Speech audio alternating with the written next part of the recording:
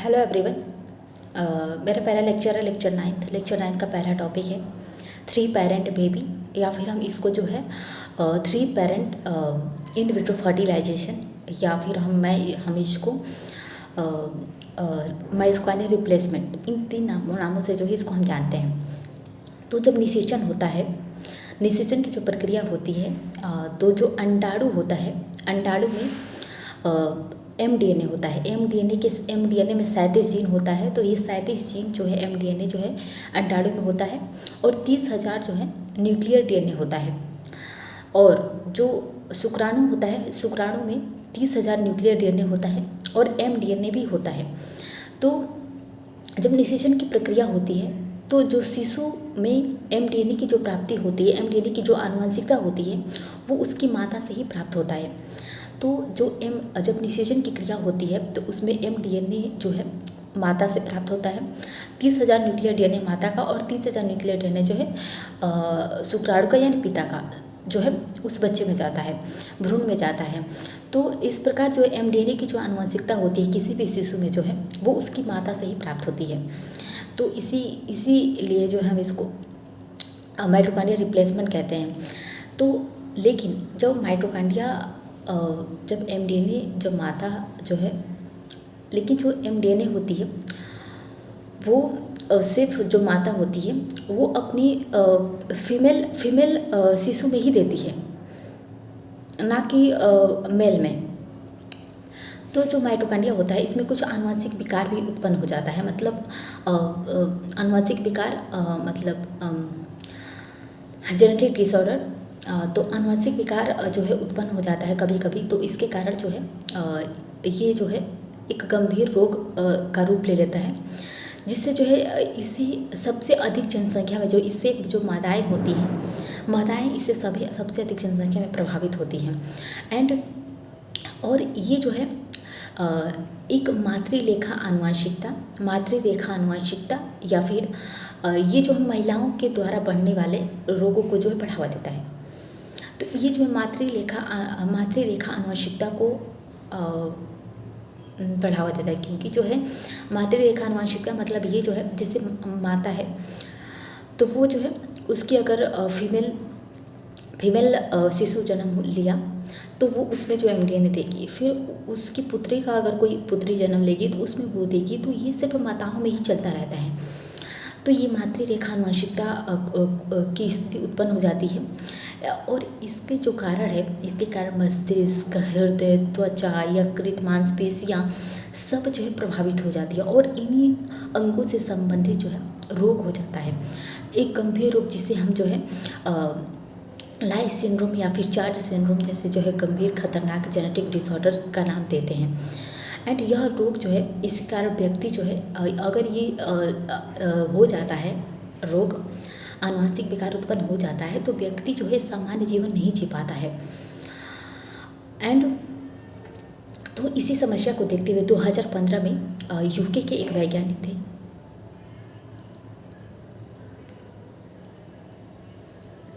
2015 में ब्रिटेन दुनिया का पहला ऐसा देश बना जो कि मातृरेखा आनुवंशिकता या फिर ये जो है आनुवंशिक जो विकार है इससे होने वाले रोगों के उपचार में जो है अहम भूमिका निभाई। तो इससे होने वाले रोगों के उपचार के लिए उसने जो है प्रजनन कोशिका और भ्रूण की जो कोशिका होती है उसमें संशोधन करने की इजाज़त दी। तो ब्रिटेन दुनिया का ऐसा पहला देश बना जो ऐसा करने का जो है साहस रखा।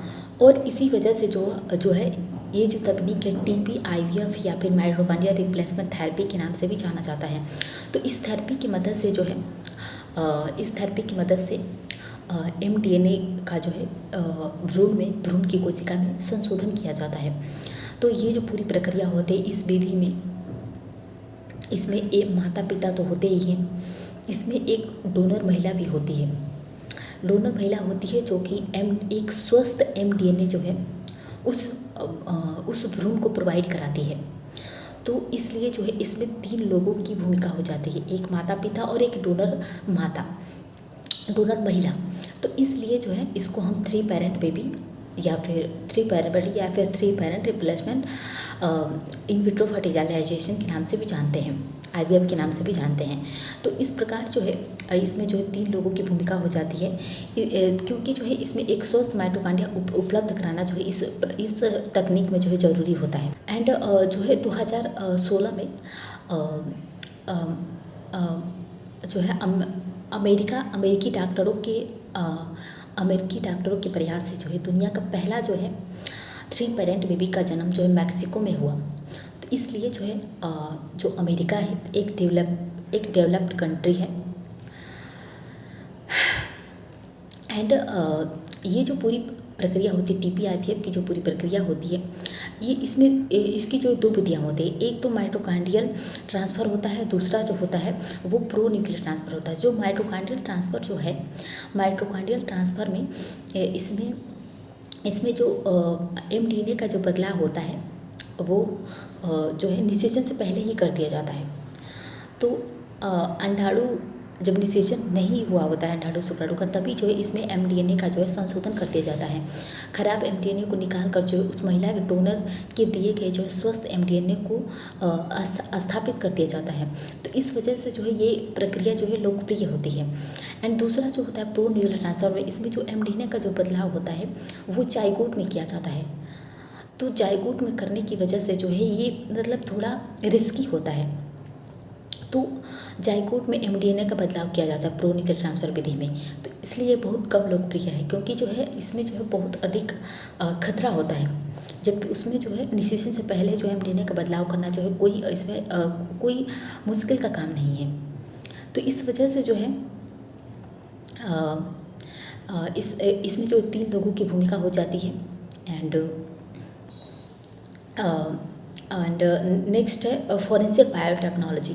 हम फॉरेंसिक बायोटेक्नोलॉजी में पढ़ेंगे जो है DNA profiling, polygraphy, narco analysis, brain mapping and biometrics. तो ये जो है फॉरेंसिक बायोटेक्नोलॉजी में पढ़ेंगे। तो पहला जो है इसको हम DNA फिंगरप्रिंटिंग या फिर DNA प्रोफाइलिंग के नाम से भी जानते हैं। तो ये जो तकनीक है, ये जो विधि है, इसमें जो है आनुवांशिक जो पदार्थ होते हैं, जो आनुवांशिक पदार्थों में जो कण पाए जाते हैं जो कि बहुत छोटे होते हैं, सूक्ष्म स्तर के होते हैं। तो आनुवांशिक पदार्थों में जो सूक्ष्म स्तर के जो कण होते हैं उसमें जो है उसकी मदद से जो है किसी व्यक्ति या फिर जीव की जो है पहचान को देखा जाता है, पहचान को स्थापित किया जाता है। हम इसी को DNA प्रोफाइलिंग कहते हैं। क्योंकि जो हमारे आनुवांशिक विकार होते हैं उसमें सूक्ष्म जो कण होते हैं उन्हीं को पढ़ा जाता है, और तो इस वजह से जो है इसको हम DNA प्रोफाइलिंग कहते हैं। एंड ये जो प्रक्रिया होती है DNA में जो है कुछ पाए जाने वाले विशिष्ट अनुक्रम होते हैं, जैसे कि VNTR variable number of tandem repeats and STR short tandem repeats, या फिर माइक्रो सैटेलाइट यानी कि जो है तो ये जो SCNT है और जो है VNTR है, इनकी जो है समानता और असमानता जांच किया जाता है। अगर किसी व्यक्ति में मिल गया, समान पाया गया, नहीं पाया गया, तो इससे अंतर और समानता का जो है निर्धारण किया जाता है। इन्हीं आधारों पर तय किया जाता है कि वो व्यक्ति वास्तव में व्यक्ति है या नहीं है। तो इस वजह से जो है माइक्रो सैटेलाइट DNA की जो है समानता और असमानता के आधार पर जो है किसी व्यक्ति के स्थान को जो है सिक्योर किया जाता है, स्थापित किया जाता है। एंड ये जो DNA प्रोफाइलिंग होता है किसी भी व्यक्ति या फिर जीव के जो है उसकी बालों की कोशिका, रक्त की कोशिका, त्वचा की कोशिका, मांसपेशियों की कोशिका, मतलब उसकी बॉडी के कोई भी कोशिका को लिया जाता है और उसी पर DNA प्रोफाइलिंग किया जाता है। तो ये जो तकनीक है इसका विकास ब्रिटेन के वैज्ञानिक ने किया 1984 में, सर एलेक जेफरी ने किया इस तकनीक का विकास। और भारत में भी इसका विकास जो है CCMB जैसे जो है इंस्टीट्यूट ने किया। CCMB centre of cell and molecular biology. तो CCMB जो है हैदराबाद में स्थित है और इसने जो है DNA प्रोफाइलिंग की खोज 1988 में की। 4 साल बाद ब्रिटेन के खोज करने के बाद 4 साल बाद जो है भारत में इसकी खोज हुआ। एंड जब न्यायिक मामलों की जांच की मामला आता है तो उस स्थिति में जो है DNA का जो जांच होता है वो CDFD हैदराबाद में किया जाता है, centre for DNA fingerprinting diagnostic. तो डीएनए प्रोफाइलिंग में जो है जो तकनीक प्रयुक्त होता है और इसमें जो है कई तकनीकों का इस्तेमाल किया जाता है, जैसे कि पहला जो है PCR, pro nuclear chain reaction, polymer chain reaction. तो ये जो प्रयोगशाला विधि होती है इसमें डीएनए की मात्रा को बढ़ाई जाती है। एंड दूसरा जो है सीबीटी, साउदर्न ब्लॉटिंग टेक्नोलॉजी। तो इसके द्वारा जो है डीएनए के कुछ विशिष्ट खंडों जैसे कि एनएनटीआर या फिर एसटीआर की जो है पहचान की जाती है। तो ये जो पूरी प्रक्रिया होती है जैसे जेल इलेक्ट्रोफोरेसिस, तो ये जो है इस प्रक्रिया के द्वारा जो डीएनए के जो विशिष्ट खंड होते हैं उनको जो है पहचान, जैसे कि डीएनए के विशिष्ट खंड एस टी आर और VNTR, डीएनए के जो विशिष्ट खंड है उनके बारे में जो है उनके बारे में पढ़ा जाता है, उनके बारे में डिटेल में जाना जाता है। तो इस वजह से जो है ये जो है डीएनए प्रोफाइलिंग की जो तकनीक है, इन तकनीकों का इस्तेमाल करके जो डीएनए प्रोफाइलिंग को जो है डीएनए प्रोफाइलिंग को जो है किया जाता है। एंड जो ये डीएनए प्रोफाइलिंग जो है इसका प्रयोग जो है कई क्षेत्रों में किया जाता है। इसका उपयोग जैसे कि पहला तो इसका उपयोग अनुसंधान क्षेत्र में किया जाता है। अपराध अनुसंधान में इसका उपयोग किया, जैसे कि अपराध अनुसंधान में इसका उपयोग जो है आपराधिक मामलों की पहचान करने में आपराधिक मामलों में जो अपराधियों की पहचान करने में इसका उपयोग, डेड बॉडीज़ यानी शवों की पहचान करने में इसका प्रयोग, माता पिता की जो है को की जो है पहचान करने में किया जाता है। एंड इसका जो है जो गैर कानूनी ढंग से कोई प्रवासी यानी कोई व्यक्ति जो है किसी दूसरे देश से भारत में गैर कानूनी ढंग से आ गया है तो उसके लिए किया जाता है।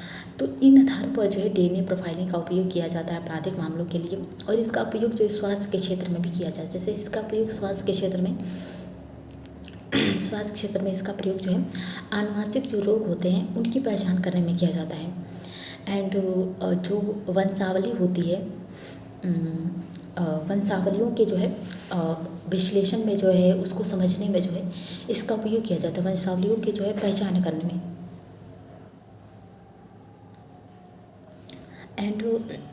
एंड इसका उपयोग जो जैव विविधता संरक्षण में भी किया जाता है। इसका जैव विविधता संरक्षण में जैसे मिलते जुलते प्रजाति होते हैं या फिर जो नस्ल होते हैं, मिलते जुलते प्रजातियों की जो है पहचान में किया जाता है। इसका उपयोग जो गैर कानूनी ढंग से जो जानवरों की जो तस्करी की जाती है उस मामले में इसका उपयोग किया जाता है। और जो जीएम फसलें होती हैं उनमें जो है खाद्य पदार्थों के जो है जीएम फसलों जैसे पदार्थों में जो है जब जैविक पदार्थों का पहचान करने में जो इसका प्रयोग किया जाता है। तो डीएनए प्रोफाइलिंग का प्रयोग जो कई स्तरों पर किया जाता है, जो कि वर्तमान समय में जो है ये काफ़ी लोकप्रिय भी है।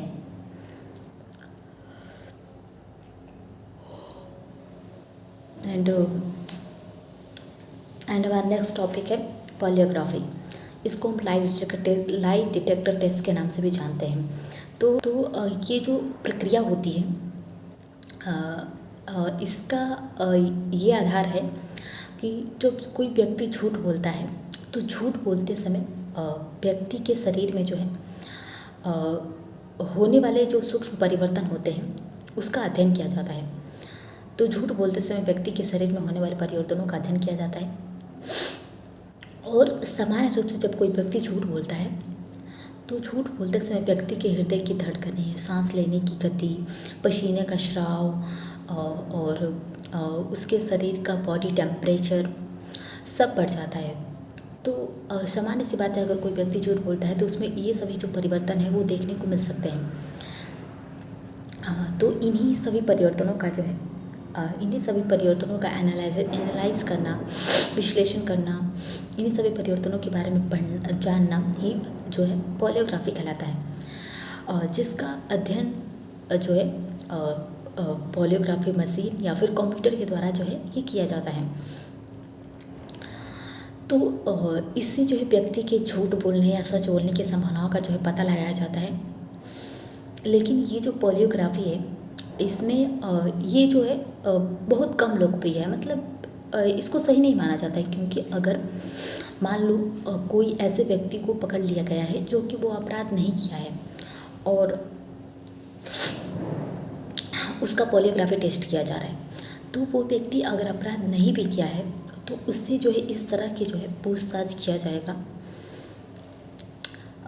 तो पूछताछ किया जाएगा जैसे कि अगर वो व्यक्ति किया भी नहीं रहेगा तो उसके हृदय की जो धड़कनें होती हैं वो बढ़ जाएंगी, उसमें भी ये मामूली से परिवर्तन देखने को मिलेंगे। तो इसलिए जो है ये एक गलत तरीका है। इसीलिए जो इस पद्धति इस जो विधि है इसकी जो विश्वसनीयता है वो काफ़ी कम है, और जो न्यायालय होता है इसको साक्ष्य के रूप में मान्यता नहीं देता है। इसीलिए इसका प्रयोग जो है सिर्फ अपराध अनुसंधान को जो है एक दिशा देने के लिए, सबूतों को जुटाने के उद्देश्य से जो है इसका उपयोग किया जाता है। तो इस वजह से जो है इसको न्यायालय साक्ष्य के रूप में मान्यता नहीं देता है। दूसरा है नार्को एनालिसिस। नार्को एनालिसिस को हम ट्रूथ सीरम टेस्ट भी कहते हैं। इसमें 2 प्रकार के नशीले पदार्थों का प्रयोग किया जाता है, सोडियम एमाइटोल और सोडियम पेंटाथोल। 2 प्रकार के जो है प्रयोग किया जाता है। तो इसका जो आधार है नार्को एनालिसिस का, इसका आधार जो है उस व्यक्ति को जो है नशीले पदार्थों का सेवन कराया जाता है, सोडियम पेंटाथोल एंड सोडियम एमाइटोल। तो ये जो पदार्थ दिए जाते हैं उस व्यक्ति में, तो उस पदार्थ में कुछ मामूली उस पदार्थ में जो है व्यक्ति का जो मस्तिष्क होता है वो अर्धचेतन अवस्था में चला जाता है।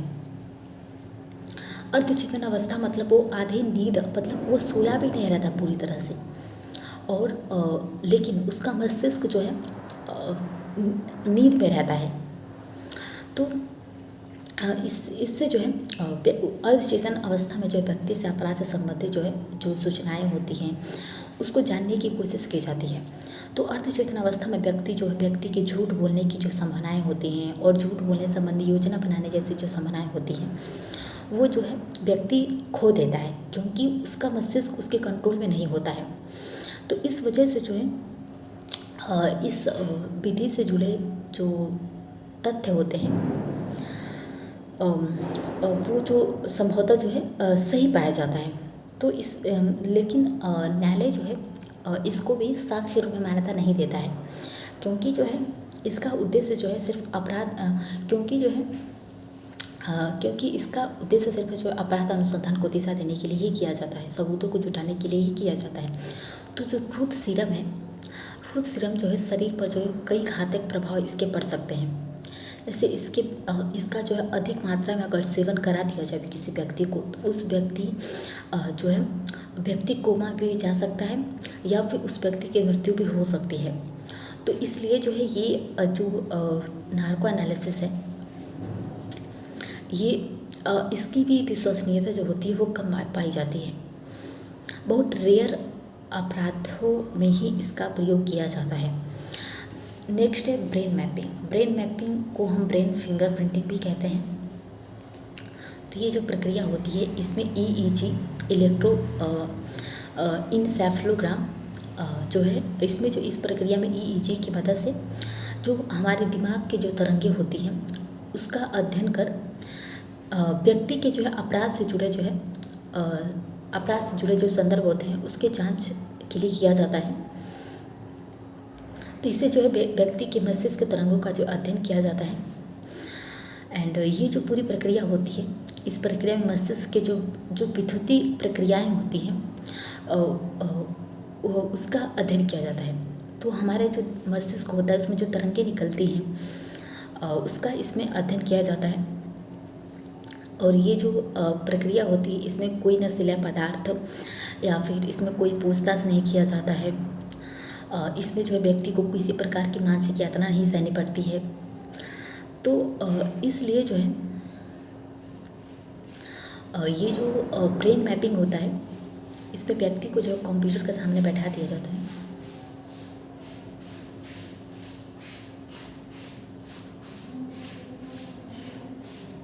इसमें व्यक्ति को कंप्यूटर के सामने बैठा दिया जाता है और उसके मस्तिष्क पर कुछ मशीनें लगा दी जाती हैं 2 3 4, ताकि उसके मस्तिष्क की जो तरंगें उत्पन्न हो वो उसको देखा जा सके। तो उसको कंप्यूटर के सामने बैठा दिया जाता है। फिर उसमें उस कंप्यूटर की स्क्रीन पर जो है कुछ ऐसे चित्र दिखाए जाते हैं जैसे कि फांसी का फंदा हो गया, चाकू हो गया, कोई गड्ढा हो गया। तो इस प्रकार के जो चित्र दिखाए जाते हैं तो अगर व्यक्ति अगर व्यक्ति को चाकू दिखाया जाता है तो अगर वो अपराध किया रहेगा तो वो चाकू को देख कर जो है उसके मस्तिष्क में कुछ ऐसे तरंगें उत्पन्न होंगी, जरूर होगी। तो उन्हीं तरंगों का जो है अध्ययन किया जाता है। तो ब्रेन मैपिंग जो है काफ़ी विश्वसनीय तकनीक है और ये जो है वर्तमान समय में यह अपराध के अनुसंधान में जो है बहुत अधिक लोकप्रिय तकनीक भी है। इसका बहुत अधिक मात्रा में जो इसका प्रयोग किया जाता है अपराध अनुसंधान को दिशा देने के लिए। लेकिन इस तकनीक को भी न्यायालय जो है साक्ष्य के रूप में मान्यता नहीं देता है। तो इसका उद्देश्य सिर्फ अपराध अनुसंधान को दिशा देना और उस अपराध से संबंधित सबूतों को जुटाने के लिए और उस अपराधी को जानने में ही किया जाता है। एंड इसके कुछ लीगल एक्सपेक्ट्स भी हैं, जैसे कि आर्टिकल 20 में ये कहा गया है, आर्टिकल 20 के 3 अध्याय में तीसरे में कहा गया है कि व्यक्ति से जो प्राप्त सूचना होती है या फिर जानकारी होती है उस सूचना को जो है व्यक्ति के खिलाफ जो है साक्ष्य रूप में प्रस्तुत नहीं किया जा सकता है। मान लो कोई व्यक्ति ने अपराध किया है और उसने जो है कबूल भी कर लिया कि हाँ मैंने इसको यहाँ मारा था, ऐसे मारा था, लेकिन फिर भी जो है फिर भी उसको सबूत के रूप में न्यायालय में प्रस्तुत नहीं किया जा सकता है। तो कोई भी व्यक्ति अपने लिए गवाही नहीं दे सकता है। तो इसी आधारों पर जो polygraphy, narco analysis, lie detector test, ये सब जो विधियां हैं इनका प्रयोग सिर्फ अपराध अनुसंधान को दिशा देने के लिए किया जाता है, क्योंकि ये सब जो तकनीकें हैं इनमें जो व्यक्ति जो खुद के प्रति ही गवाही दे रहा होता है, इस वजह से जो न्यायालय इसको साक्ष्य रूप में मान्यता नहीं देता है। तो जैसे कि SMT salary and states of Karnataka 2010 में जो है ये जो एक न्यायिक विवाद था, इस न्यायिक विवाद में सुप्रीम कोर्ट ने फैसला भी सुनाया था कि DNA profiling, polygraphy, narco analysis, ये सब जो तकनीकें हैं इसका जो प्रयोग है उस व्यक्ति की सहमति से ही किया जाएगा। उस व्यक्ति की सहमति के विरुद्ध जो है किसी भी प्रकार का जो टेस्ट नहीं किया जाएगा। तो ये जो है न्यायालय ने जो है 2010 में एक न्यायिक विवाद में जो है ये जो है एक न्यायिक विवाद में जो है न्यायालय ने कहा था। नेक्स्ट है बायोमेट्रिक्स जो है यह जो है बायोमेट्रिक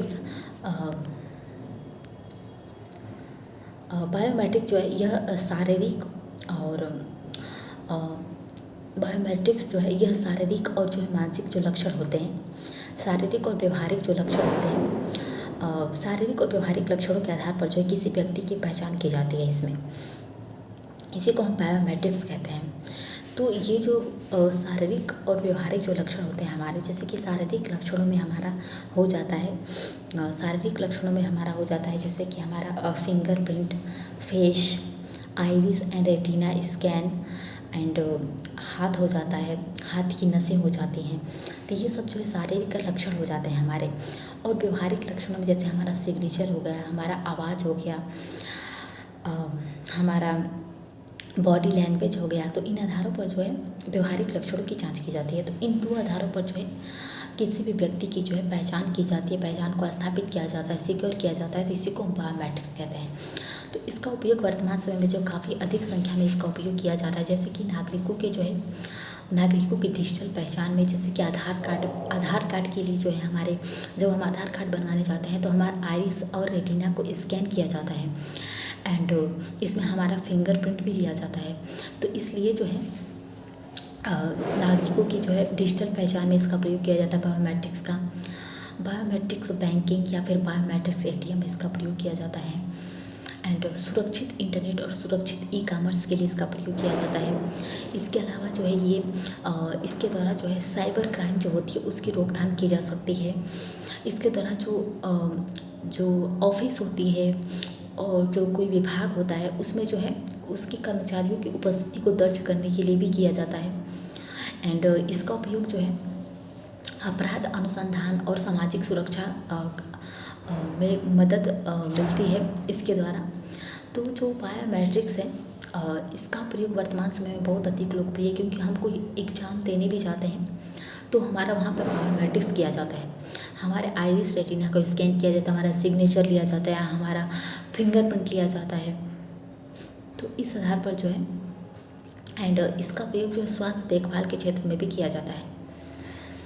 तो अब अभी हाल ही में भारतीय हवाई अड्डों पर जो है जो हवाई अड्डा होता है उसमें बायोमेट्रिक्स आधारित जो है फेशियल रिकॉग्निशन टेक्नोलॉजी द्वारा जो है डिजी यात्रा प्रोग्राम की शुरुआत की गई थी, जिसमें जो हवाई यात्रियों की जो पहचान है वो कैमरे से किया जाता था। तो वहाँ पे जो है कैमरा लगा होता था और वहाँ पे जितने भी व्यक्ति जा रहे हैं उनकी हर एक्टिविटीज़ वो जो कर रहे हैं वो सब स्कैन होता था। तो इस आधार पर जो बायोमेट्रिक्स है ये आंकड़ों के उपयोग के संदर्भ में जो है नागरिकों के निजता संबंधी मुद्दे को जो उठाता है। तो इस वजह से जो फेशियल रिकॉग्निशन जो टेक्नोलॉजी है इसके द्वारा व्यक्ति की जो है गतिविधियों पर नज़र रखा जाता है, उसके हर एक्टिविटीज़ पर वो क्या कर रहा है। तो इस वजह से ये व्यक्ति का एक निजी मामला हो जाता है, जो कि वो व्यक्ति जो है नहीं चाहता है कि उसके वो जो कर रहा है वो कोई देखे। तो उसका जो निजी अधिकार हो जाता है, आर्टिकल 21 का उल्लंघन हो जाता है, व्यक्ति के जीवन जीने का अधिकार को जो है उसका जो है उल्लंघन किया जाता है, मौलिक अधिकार का उल्लंघन किया जाता है। तो इस आधार पर जो है फेशियल रिकॉग्निशन टेक्नोलॉजी जो है इसका विरोध किया जाता है, निजी मामलों को लेकर जो इसका विरोध किया जाता है। तो इस वजह से जो है जैसे कि अभी हाल ही में अमेरिका के जो है TSA ने एक कंपनी है जिसमें कुछ हवाई अड्डों पर जो फेस रिकॉग्निशन और मोबाइल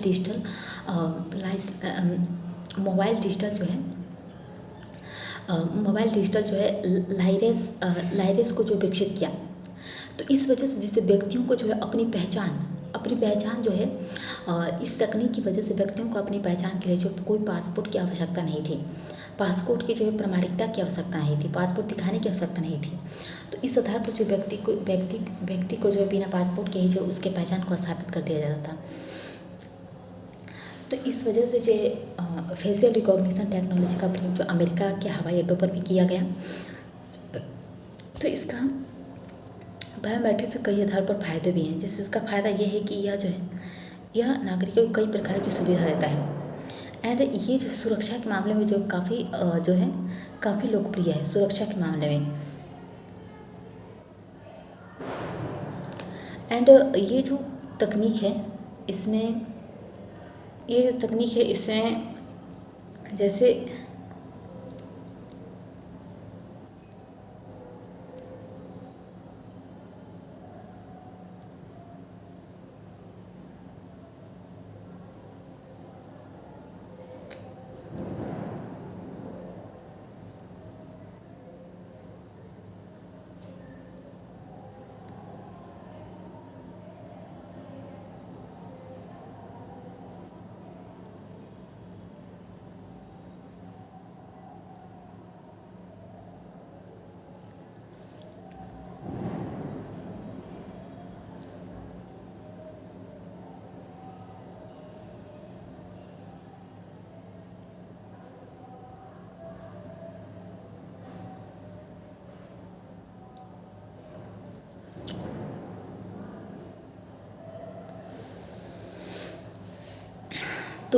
ये जो तकनीक होता है हमारा नेक्स्ट लेक्चर है लेक्चर 11 का पहला टॉपिक है जीन थेरेपी, जीन चिकित्सा। तो जो चिकित्सा है इसमें जो है जीनोम एडिटिंग या फिर जेनेटिक इंजीनियरिंग पर आधारित जो है यह एक चिकित्सीय विधि होती है जिसके द्वारा जो कई अनुवांशिक और जो असाध्य रोग होते हैं उनका उपचार किया जाता है। तो जीन चिकित्सा जो है मुख्य तौर पर इसमें 2 विधियों का उपयोग किया जाता है। पहला जो है रोग के लिए जो उत्तरदायी जो जीन है उनको जीनोम से हटा दिया जाता है। दूसरा जो है रोग के लिए जो उत्तरदायी जीन है उसको जो स्वास्थ्य जीन से जो है स्वास्थ्य जीन से ट्रांसफ़र कर दिया जाता है।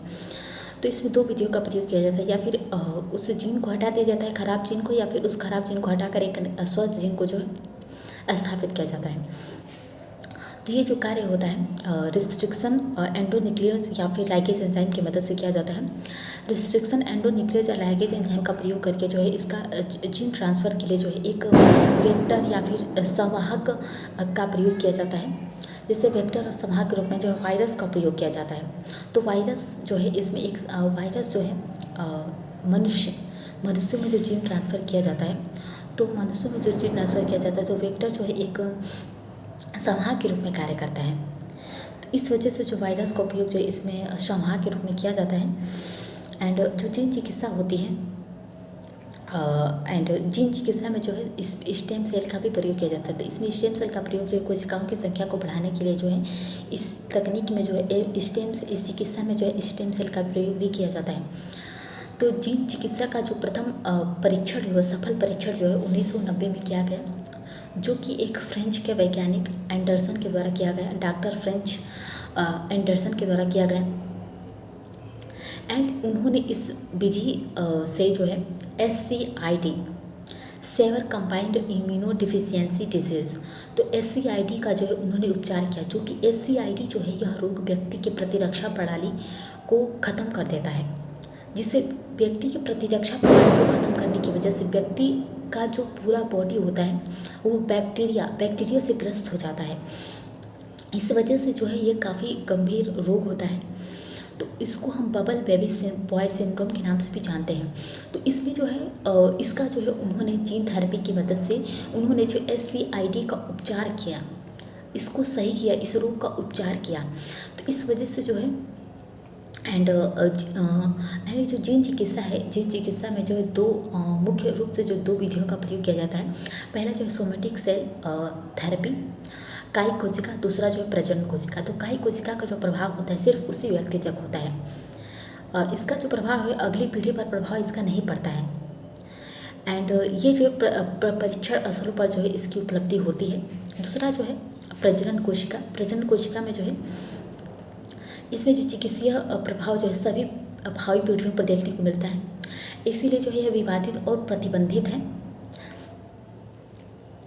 तो जो जीन चिकित्सा है, जीन चिकित्सा की जो सफलता दर है वो कम होने के कारण जो है विश्व के कई ऐसे देशों में, विश्व के ज़्यादातर देशों में जो इसे उपचार के रूप में मान्यता नहीं दिया जाता है, क्योंकि जो है यह इसका प्रयोग सामान्य रूप से चिकित्सीय परीक्षण के लिए किया जाता है, चिकित्सीय परीक्षण के लिए किया जाता है, ना कि इसका जो चिकित्सा के लिए किया जाता है। तो इसलिए जो हालांकि यूरोप, USA और चाइना जैसे जो देश हैं, इन देशों में कुछ बीमारियों के इलाज के लिए यह जो है एक व्यावसायिक चिकित्सा पद्धति के रूप में उपलब्ध है इन देशों में जीन थेरेपी। तो इन देशों में जो 3 देशों में जीन थेरेपी का प्रयोग जो कुछ बीमारियों का इलाज करने में भी किया जाता है, जबकि भारत में इसका प्रयोग जो सिर्फ चिकित्सा परीक्षण के स्तर पर ही उपलब्ध है। तो इस वजह से कि किमरिया जो है यह जो है रक्त कैंसर के उपचार में जो इसका प्रयोग किया जाता है। एंड इसका जो स्पाइनल मसल्स जो है स्पाइनल मसल्स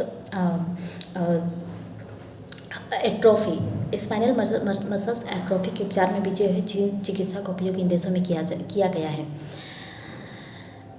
तो भारत में इसकी स्थिति क्या है?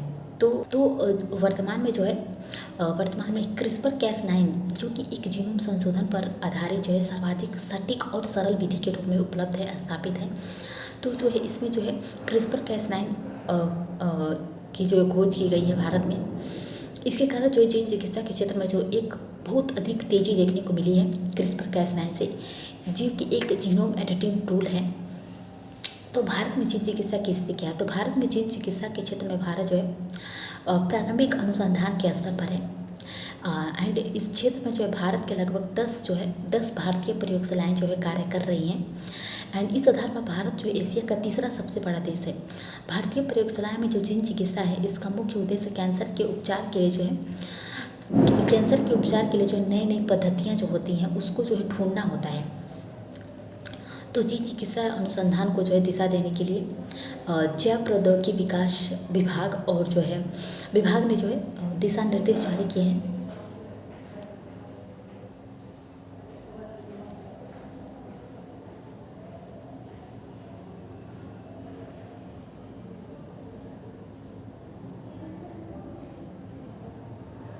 एंड इसी आधार पर 2019 विधि संहिता के अनुसार जो जिन चिकित्सा संबंधी सभी प्रयास जो है भारत में कहा गया कि सभी प्रयास जो परीक्षण माने जाएंगे, इसको जो चिकित्सा थेरेपी का दर्जा नहीं दिया जाएगा। तो भारत में इसका प्रयोग जो है चिकित्सा परीक्षण के असर पर ही उपयोग किया जाता है। एंड भारत में इसकी स्थिति है कि इस उपचार पद्धति में विश्वसनीयता और मांग के कारण जो है मांग को देखते हुए भारत सरकार द्वारा जो है इसके आयात पर जो है 0 GST लगाने की जो घोषणा की। तो जो CRISPR-Cas9 जो है नेक्स्ट CRISPR-Cas9 जो एक जीनोम एडिटिंग टूल है। इसका प्रयोग जो है यह जीनोम संशोधन की सबसे अधिक सरल, सटीक और काफ़ी लोकप्रिय जो है जीनोम संशोधन विधि है। एंड यह मूल रूप से जो जीवाणु में पाई जाती है और जीवाणु की प्रतिरक्षा प्रणाली को जो है जीवाणु की प्रतिरक्षा प्रणाली में पाई जाती है, जिसके द्वारा जीवाणु विषाणु के जो आनुवंशिक पदार्थ होते हैं उसको नष्ट करके प्रतिरक्षा की प्राप्ति की जाती है। तो इसका जो खोज है 1986 में किया गया, जो कि ई कोलाई जीवाणु में जो है इसको खोजा गया। ई कोलाई नामक जीवाणु में जो है इस CRISPR-Cas9 को खोजा गया, जिसके बाद 2006 से 2007 के दौरान CRISPR-Cas9 पर जो बहुत अधिक गहराई से अध्ययन किया गया।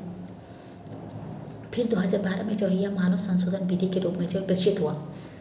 तो CRISPR-Cas9 को जो इस दशक की सबसे बड़ी वैज्ञानिक उपलब्धि के रूप में जाना जाता है, देखा जाता है, क्योंकि इसके लिए जो है 2020 का जो है रसायन का जो नोबेल पुरस्कार 2 वैज्ञानिकों को दिया गया, इमैनुअल कारपेंटर एंड जो है जेनिफर डोंडा। इन 2 वैज्ञानिकों को जो है इस उपलब्धि पर जो है नोबेल पुरस्कार से सम्मानित किया गया। एंड CRISPR-Cas9 के लाभ क्या है? तो इसका लाभ, सबसे बड़ा लाभ जो है जीन चिकित्सा क्षेत्र में जो है मिल रहा है। इसके द्वारा कैंसर का सफल उपचार किया जाता है। एंड जुड़वे बच्चे में जो HIV जो प्रतिरोधक क्षमता होती है उसको विकसित करने के लिए इसका प्रयोग किया जाता है, लेकिन यह बहुत विवादित मामला है। एंड कृषि क्षेत्र में जो है इसका सबसे इसके प्रयोग से जो है बहुत कम समय में ही GM फसलों का जो विकास कर लिया जा सकता है। एंड अमेरिका में स्थित जो है शेरलॉक बायोसाइंस नामक संस्थान ने CRISPR-Cas9 पर आधारित कोविड जांच किट का विकास किया है। एंड इसके द्वारा कोविड-19 और अन्य विषाणु जनित जो रोग होते हैं और उन रोगों से संबंधित जो अस्थायी रूप से प्रतिरक्षा प्रणाली के विकास किया जा सकता है।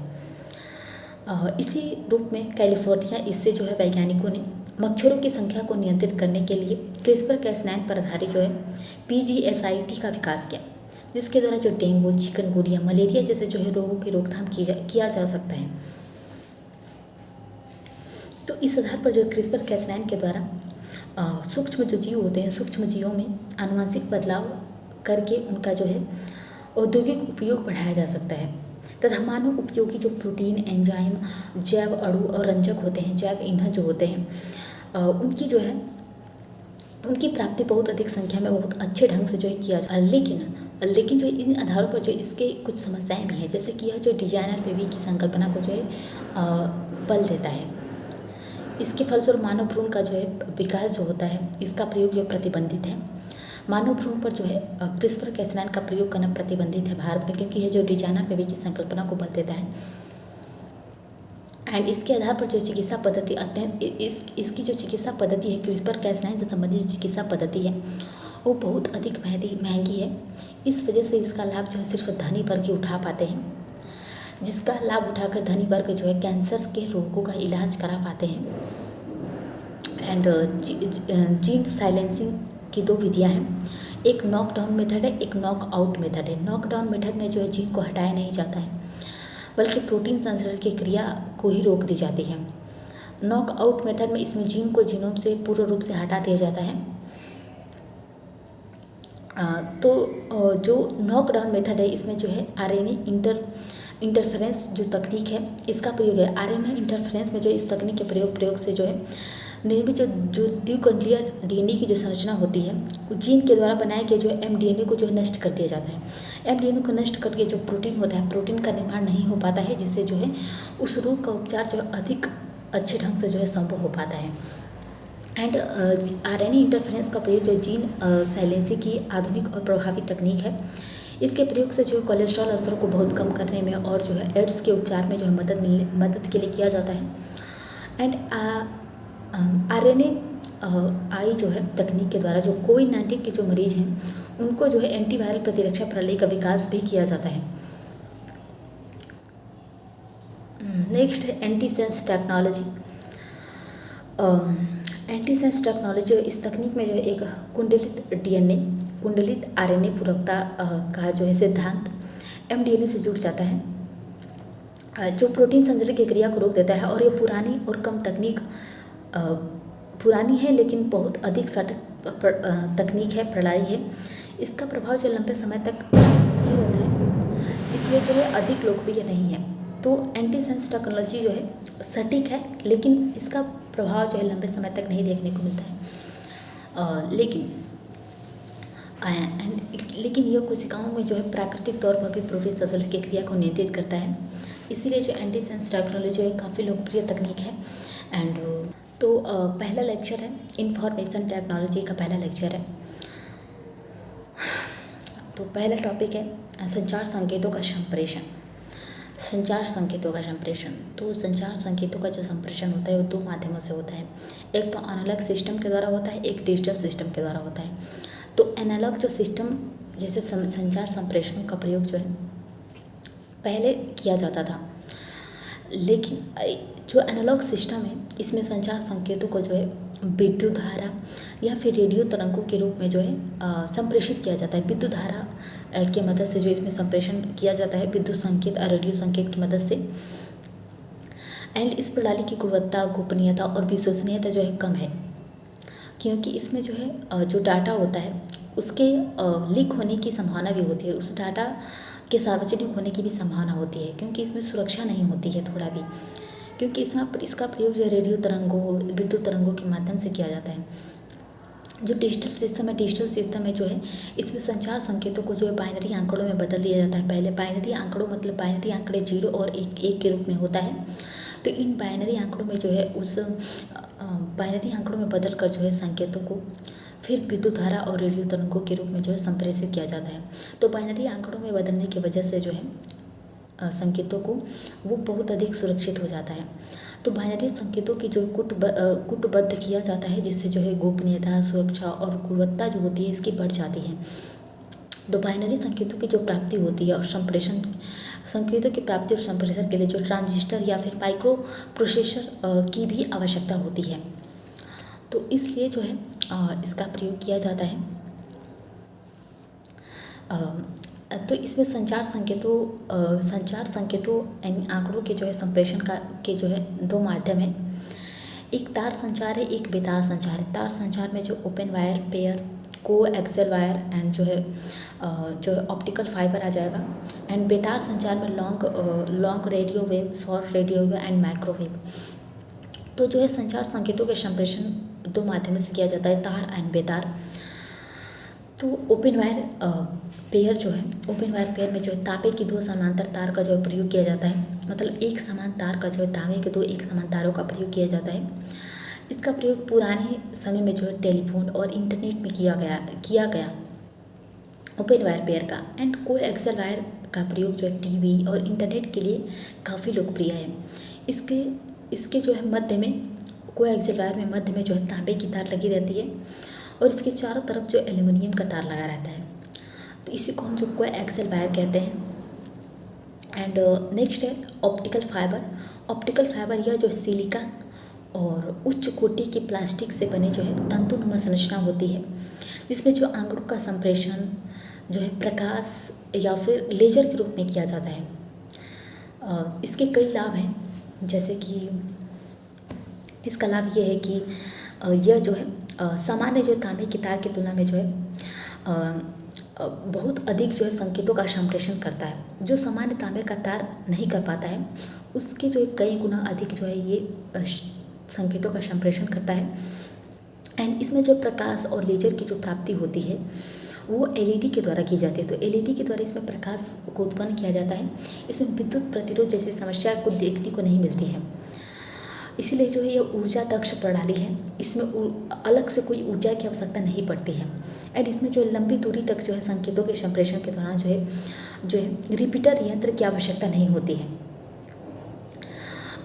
इसलिए जो है इसमें तकनीकी जो निवेश है वो कम है। ऑप्टिकल फाइबर में तकनीकी निवेश कम है। यह वजन में काफ़ी हल्का है, प्रयोग में काफ़ी आसान है और इसका लागत मूल्य भी बाकियों से जो अपेक्षाकृत कम है। और ये जो है एक ऊर्जा दक्ष प्रणाली भी है, इसमें अलग से कोई ऊर्जा की आवश्यकता नहीं पड़ती क्योंकि इसमें जो एलईडी और लेजर के माध्यम से जो है संकेतों का संप्रेषण किया जाता है। नेक्स्ट है लॉन्ग रेडियो वेव या फिर ग्राउंड वेव। तो ये जो है अधिक तरंगदैर्ध्य की जो रेडियो वेव होती है, तो अधिक तरंगदैर्ध्य वाली रेडियो वेव जो पृथ्वी की सतह से जो है पृथ्वी की सतह की बहुत नज़दीक ही रहती है, घूमती है एंड इसके द्वारा जो है सीमित भौगोलिक क्षेत्र में जो है रेडियो तरंग स्थापित किया जाता है। तो इसीलिए हम इसको लॉन्ग रेडियो वेव फिर ग्राउंड वेव भी कहते हैं। नेक्स्ट है शॉर्ट रेडियो वेव या फिर स्काई वेव। तो इसमें जो कम तरंगदैर्ध्य वाली रेडियो वेव होती है, ये कम तरंगदैर्ध्य वाली रेडियो वेव होती है जो आयन मंडल से टकराकर वापस पृथ्वी पर लौट आती है। तो इसका प्रयोग जो सुदूर रेडियो संचार के लिए भी किया जाता है। नेक्स्ट है माइक्रोवेव या फिर स्पेस वेव। यह जो है आयन मंडल को भेद कर जो अंतरिक्ष में चला जाता है, जिसे जो उपग्रहों के द्वारा प्राप्त कर पृथ्वी पर जो है उपग्रहों के द्वारा जो है इसको लिया जाता है और इसको पृथ्वी पर जो प्रसारित किया जाता है। इसके द्वारा जो है यह डीटीएच जैसी जो उपग्रह सेवाएं जो होती हैं उपलब्ध कराती हैं। तो ये जो है कुछ तार एंड बेतार संचार प्रणालियाँ हैं। नेक्स्ट है कुछ महत्वपूर्ण बेतार संचार प्रणालियाँ हैं जैसे कि NFC, RFID, Bluetooth, wifi, lifi, वाइडफाई, प्रोजेक्ट लून, वाईपैक्स।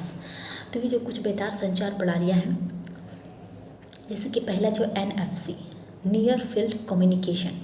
तो NFC जो है इसके द्वारा रेडियो आवृत्ति की मदद से जो कुछ रेडियो आवृत्ति की मदद लिया जाता है और कुछ इंच की दूरी तक जो है बहुत कम मात्रा में डिजिटल आंकड़ों का जो है आदान प्रदान किया जाता है।